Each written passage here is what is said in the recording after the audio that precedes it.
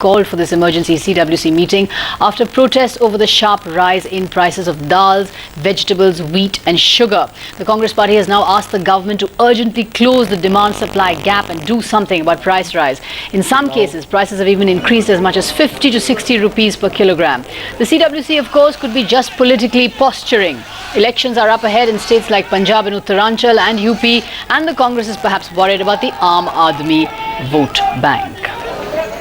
So what happens to household budgets when moong dal begins to cost rupees 60 per kg? Given the fact that pulses are a staple that they're eaten with almost every meal across India, when the price of pulses rise, the middle class is certainly hit hard. Urvashi Sibal went out to find what the Gupta family of Delhi is eating nowadays. The middle class housewife is reaching boiling point. Savita Gupta used to love eating moong dal for lunch, but no more moong anymore for her now. She has to make do with chana dal. It's a dal day indeed for Savita. From the past 1 month I didn't buy this moong duli because it is really very expensive. It is around 60 or above 60 rupees a kg. Tomatoes look inviting though. To Savita, they are not burning as much of a hole in her pocket as earlier. Although potatoes, brinjal, garlic and ginger are not as cheap as they were a month ago. Savita is still having her veggies and eating it. Now the real money burner is the dal. The monthly budget is in a soup. Dal mein kuch kala hai. We get our pulses monthly, and since the price of pulses has doubled, it's really affecting us. In fact, pulse production has been in a crisis for a long time now. Pulse production has steadily declined over the last 10 years, and market prices have long escalated away from the poor. Now they are even rising beyond the middle class. All over India का व्यापारी बहुत कम minimum margin पे While wholesale dealers across India work on a profit of 1%, retailers charge 20%. The government needs to regulate this. Government को चाहिए कि retailers को कुछ ना कुछ ध्यान दे और रिटेलर्स को सख्ती करे. Chicken is what the Gupta family prefers to have these days. What with the shooting prices of pulses? In fact, every middle class home wants to know from the government when will the prices of pulses go back to normal. In New Delhi, Urvashi Sibal. Well, the Gupta family has given up on dal and taken to chicken. And joining us is Subir Gokaran. He is chief economist at CRISIL. We also have Abhishek Singhvi, the Congress MP, joining us from Delhi. Thanks both very much for joining us. Mr. Abhishek Singhvi, first straight to you. Here is a government headed by an economist with a so-called crack team of economic advisors. Why has this government, which is so economically savvy, been caught so unprepared by this price rise? And what can the government do now besides just firefight? Let me start by saying that the very fact that the CWC is meeting as we talk shows the great concern, a particular focus and concern on this issue. But it's much more than concern. You have to get away from generalities and talk to the specifics. There is one, at one level of petrol oil price rise. Isn't it a bit late in the day to be concerned when fuel prices rose? No. Why weren't you expecting food prices to rise? You need to address the issue on specifics. There are different items, different price rises and different causes, different solutions. Let me give you two quick examples. The petrol price rise is another issue altogether, and we've gone into that, the involuntary nature of it, the international price effect, and the fact that state governments should take steps which Congress governments have taken. But let me come to, for example, wheat. Over the years, the wheat stocks have been depleting. Successive governments prior to the UPA government have in fact postponed import of wheat stocks to maintain our stocks. This government in fact, finding the wheat stocks depleting and a movement in prices, has allowed imports. Just yesterday and today you have found a further decrease in import duty. Take vegetables, that's a different reason altogether. Vegetables in summer do experience a price rise, it's a seasonal factor. What is very strange and interesting is that people have failed to notice it's mostly in Delhi that there is this enormous terrible price increase on some items of vegetables. Now, it's not a matter which is taken lightly. A lot of things are being done for it. But to say that there is a general price rise across the country is not right. Well, in fact, that is the fact. Vegetables which are seasonal are rising. But that is the fact. Right? There is a general price rise. Prices of dal has risen, prices of wheat have risen, prices of sugar have risen, prices of almost all vegetables, including tomato, ginger, brinjal, have all risen. Now, the thing is, you're saying you're importing wheat, but you're not going to be able to import tomatoes, surely. Tomatoes are perishable. How will you import those? No, the price of tomato has not experienced a general price rise across the country. That's the point to be noted. It is particularly steep in Delhi and partly in Calcutta. That is because of some anti-consumer interest hoarding taking place and distribution problems. Well, it may but just yes, be. the production of pulses and sugar has been generally lower in the last few years, and therefore there again huge imports are being done. So you have wheat in one category are answered, sugar and pulses definitely. Right, imports of wheat may just be a short-term solution. Subir Gokaran, in 2002, India had a massive grain stock of 63 million ton. Now, as Abhishek Manu Singhvi has told us, of course, the government has decided to import 3 million tons of grain. Pulses have stagnated at 13 to 14 million tons. Pulses have been declining, in fact. National pulse production has been declining for the last 10 years and has declined 70% over the last 10 years. Why this tremendous decline in wheat, in food grain and pulse production? Well, the 60 million tons that you talk about is a combined food grain stock of rice and wheat. So, you know, the two, it's really a combination of the two, and rice is predominant there. Nevertheless, we have a shortfall of wheat, and wheat is being imported. This issue has been quite evident over the last year or so. We've had Mr. Sharad Pawar talking about wheat imports, I think even as long back as, say, 2 or 3 months ago, which you know is somewhat before this. Well, what is the reason? Is it environmental degradation? Is it high population? No, I think there was an enormous excess of food grain production, and this is both seasonal, because in one year you have a sort of bumper harvest, but also, you know, food grain production or food grain consumption as a percentage of total nutritional intake is going down steadily. And obviously lots of people are still predominantly food grain consumers, but that proportion is going down steadily. So there is this sort of growing mismatch between supply and demand. There is excess supply that's accumulating into food stocks, and then the government decides, well, we won't buy more because we've got too much. That sends signals to the farmers, who then gradually shift to other crops.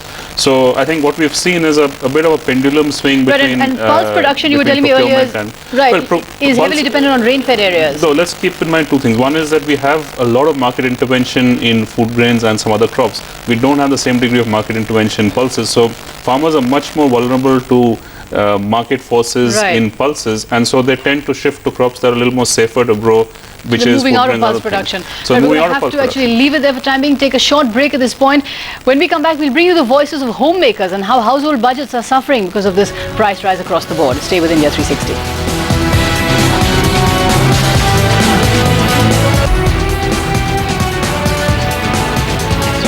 Welcome back to India 360. We're discussing price rise across the board, price rise of dal, price rise of vegetables, price rise of wheat. And we have with us now some homemakers who are joining us from Bangalore, who are very angry with the government. If they could, they would cook the government, if not their urad dal. Deepa, you have some homemakers there with you. What are their troubles at this moment? Well, yes, we have a couple of homemakers here. We got some shoppers on Brigade Road here who will be talking to us. First, let's go to Dr. Usha Hola. Tell me, how has this price rise affected you? Well, since the rate of the vegetables are very high, we will not be able to take the vegetables as we were taking previously. So there will be a reduction in the amount of vegetable we buy. So it's definitely cut down the amount of vegetables you eat. How about you, Poonam? How has it really affected you? See, my expenses are moreover, it's like petrol expenses. It have increased a lot. Maybe my budget was before 1,005, now it's increased to 2,000 per month. Moreover, and the salary is also increased. I don't think there's not much of difference is there. Okay, right. There you heard those reactions. Price rises have not affected the south as much as it has affected the north, though prices have gone up in general over the last few weeks. Right. Abhishek Manu Singhvi, how do you react to that? You're insisting that prices are only going up in Delhi, but there you have people from Bangalore saying that the prices of vegetables have shot up. What will the government do now to ensure that supply is maintained? The government will ensure that distribution networks as far as vegetables are concerned are improved considerably, and some of the how will the government do this? Which are undoubtedly by ensuring that the movement of vegetables to reach the wholesale markets is actually effectuated at the ground level, because obviously there is no shortage of tomatoes in this country. It's obviously a problem of distribution. But what I am saying is that some of these prices every year for some vegetables rise in the summer because summer vegetables are limited. A lot of the vegetables we are talking about which rise every year because of seasonal factors is in the summer. So we don't have to panic. It's not an all India increase in the price of all vegetables. But just because it rises every year doesn't mean it's not a catastrophe for millions of Indian families. For people spending 50% of their salaries on food, a rise in tomato prices from 20 to 50 rupees is a lot of money to spend. No. Let me be very clear that 20 to 50 is indefensible. When I say there is a seasonal rise because of shortage of vegetables in summer, it is not a rise from 20 to 50. That's indefensible. It is obviously because of artificial shortages being created. Now the only thing which can be done for it is that a national perspective is being taken and very stringent steps are being taken to ensure that the mandis, and remember this is tomatoes for example is mainly in Delhi, Calcutta, Bangalore and a few other cities. In those areas the mandis, the movement is being improved considerably. Well, it still doesn't take away from the fact, Mr. Singhvi, that the government has completely failed to forewarn the public about this impending crisis. Let's go across now to some other homemakers who are joining us from Delhi. And Neha Seth is there with them. Neha, what are the ladies there saying with you there? Sagrika, let's just find out from them what they feel about the hike in prices. Mrs. Chaudhary, prices have gone up for essential commodities. You are a housewife. Your monthly budget is gone haywire. How are you managing?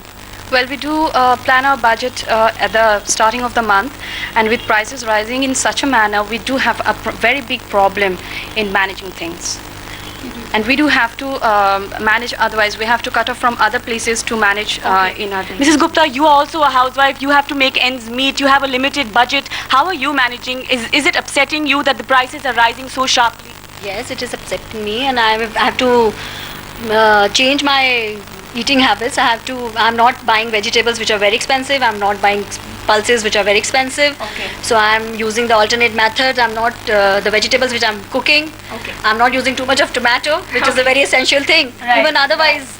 So, and the moong dal, as it's the most expensive dal right now.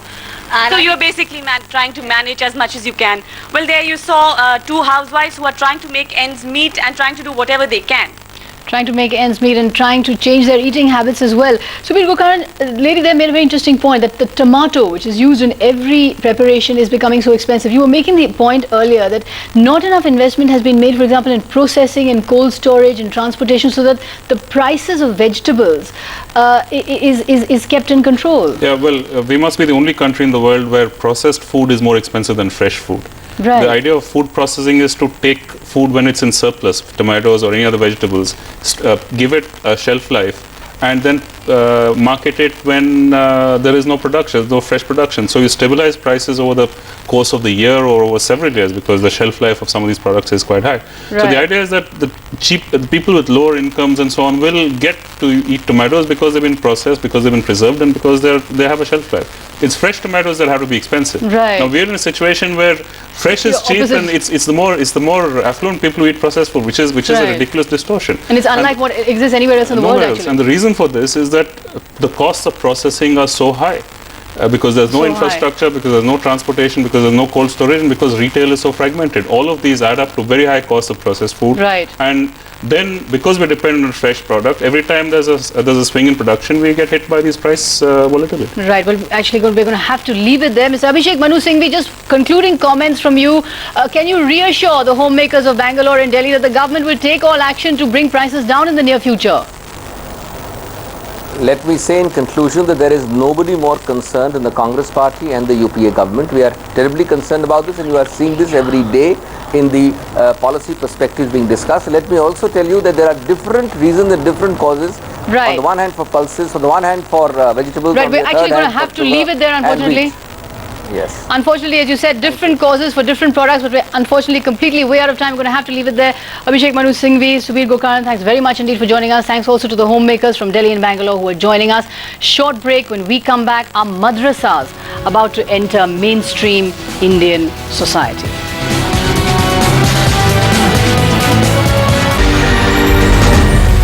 Welcome back to India 360. Well, there are many charges made against madrasas, that they are not in touch with scientific education, that they are steeped in dogma, that they are hotbeds of fundamentalism. But now a new proposal before the HRD ministry seeks to set up a madrasa board, very much like the Central Board of Secondary Education or the CBSE. This Central Madrasa Board, if it is set up, aims to modernize and mainstream the madrasa across India. Sumit Pandey has a report.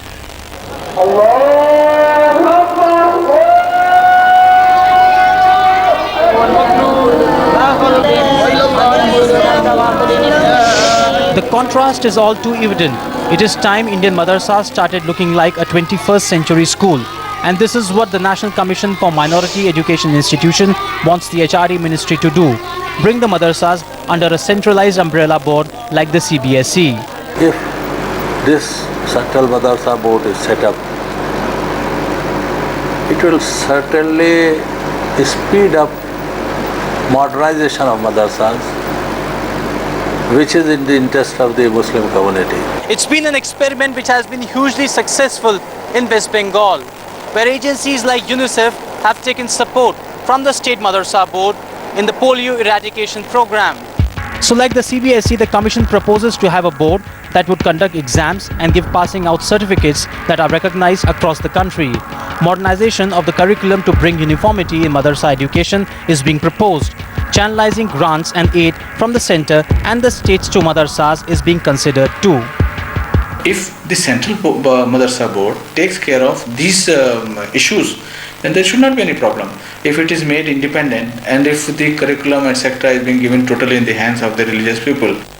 But a section of the religious leadership is still not convinced. The fear obviously is government interference in running the madrasas, especially in imparting religious education. We don't consider anyone in the government, either the IAS officers or the so-called educationists or the ministers, to be competent to prescribe any course for our religious institutions. It's the kind of skepticism that has for long been a hurdle in the minority education roadmap. A beginning has been made, but consensus still eludes Muslim education in India. In New Delhi, Sumit Pandey. Modernizing the madrasa. Can Muslim education ever be reformed, or will it always come up against the notion of identity? Joining us, Naved Hamid. Let me see if I can get this right. You are a member of the National Committee for Monitoring Minorities Education. Wow, that's a tough task.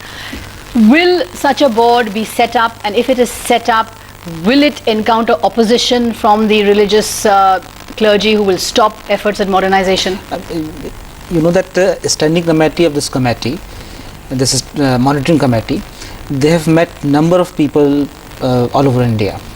They have large meetings, they have intensive meetings, I would say, and the majority of the people, the Islamic theologians themselves, they have suggested that there should be something to channelize all the madrasas. So they have given a proposal to the HRD ministry. So I think it's a good step, and the notion that some IAS officers would finalize the curriculum is totally wrong, because the experts would be there. The people who know Islam, the people That's who know... the worry, isn't it? I mean, yeah. the Muslim community always traditionally feels that there shouldn't be government interference in the madrasa. No, it would not be.